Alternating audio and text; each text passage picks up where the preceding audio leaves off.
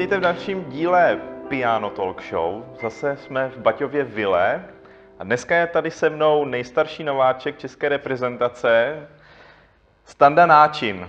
Ahoj, Stando. Ahoj. Ty jsi byl kdysi v nesprávný čas na nesprávném místě, tak co se tehdy stalo a jak to vlastně změnilo tvůj život? Takže v roce 2009 jsem jel autem na plyn, který mi vybuchl. Vyletěl jsem z toho auta, měl jsem zranění, popáleniny, no a tím pádem se mi začal měnit celý můj život. No. Ty jsi dřív podnikal, teď se vlastně věnuješ spíš sportu, nebo našel jsi hodně asi ve sportu teď. Ano, když jsem podnikal, měl jsem pod sebou pár lidí, zaměstnával jsem pár lidí.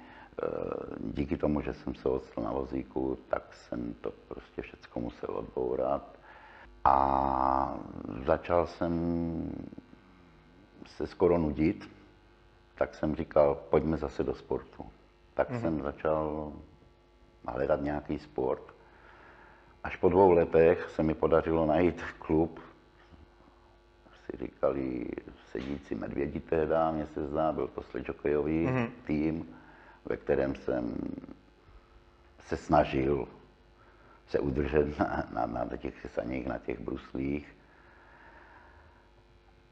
Ale zjistil jsem, že kolektivní sporty pro mě nejsou a nebylo to ani pro mé zdraví moc vhodné. Jo. Takže ty ses našel potom v atletice, je to tak? Atletiku mi našla moje přítelkyně Marcela. Já jsem chtěl původně, když jsem skončil s tím sledžokem, tak jsem chtěl dělat box, což se taky dá. To mi bylo přítelkyni zakázáno. Jo, to přítelkyně myslím často zakazují tady tyhle sporty. Potom jsem chtěl dělat kulturistiku, dopadl jsem stejně, tak jsem mi řekl, tak mi najdi. A já řeknu si, tak jsme našli jako atletiku.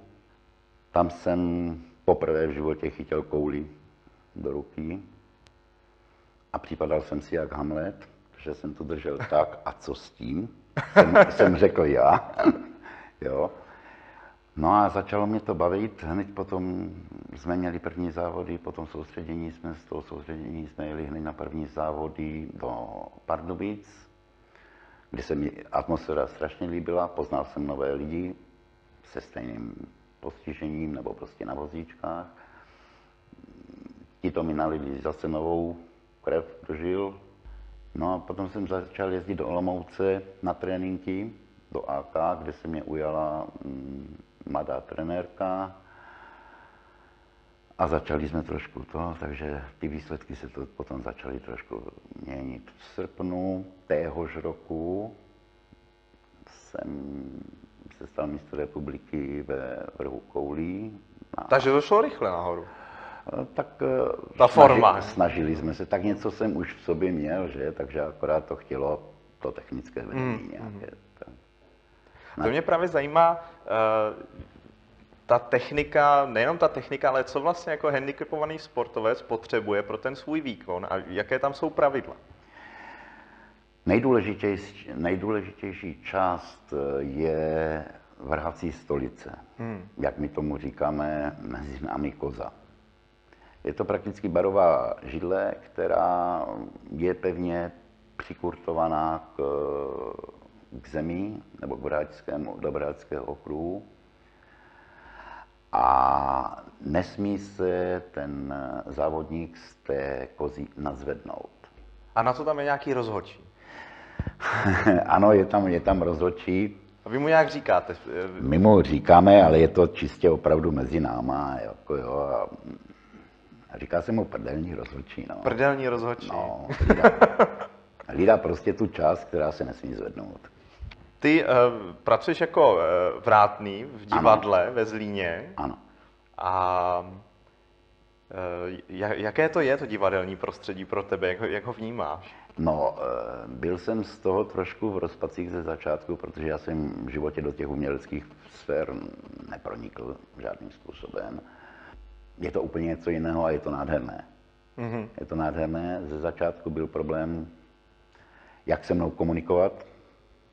Mám akorát, já jsem jim tvrdil, že mám akorát tu výhodu, že nemusím chodit, že se můžu vozit. No. Jo. A tím se dost hodně odbourala jakákoliv bariéra mezi náma, komunikací. Takže a prostě si zapadl tam do Zapadl toho jsem. světa uměleckého úplně v absolutně. pohodě. Zapadl jsem až tím způsobem, že dokonce jsem se objevil i na jevišti. No.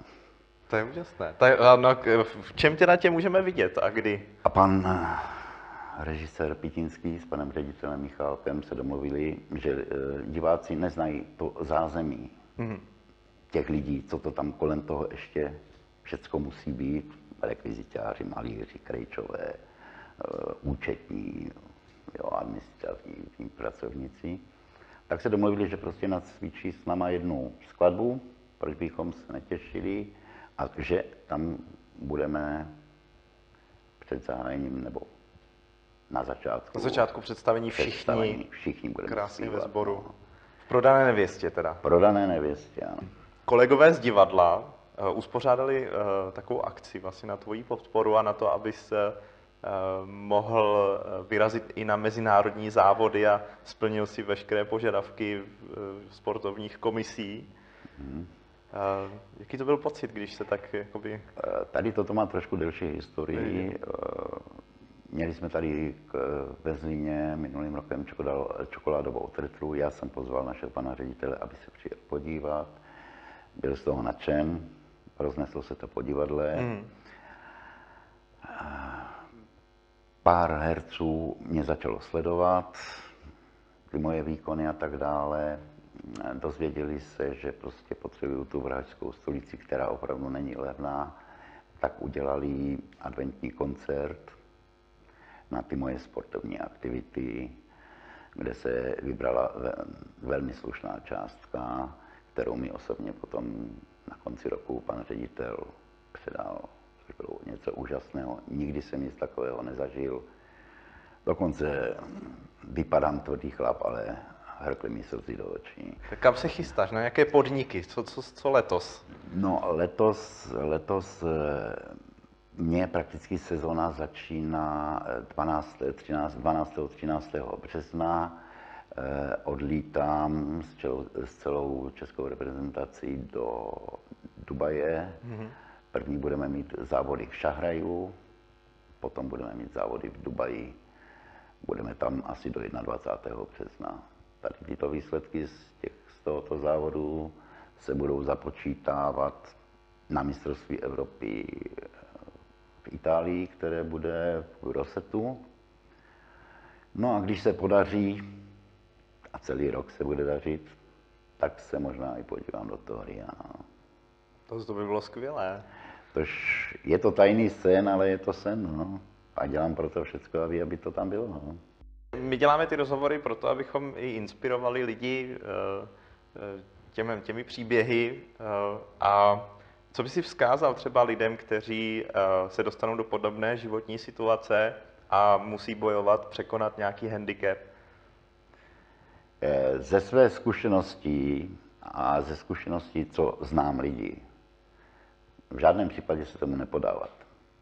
Zůstat nad věcí a zkoušet vše, co se dá.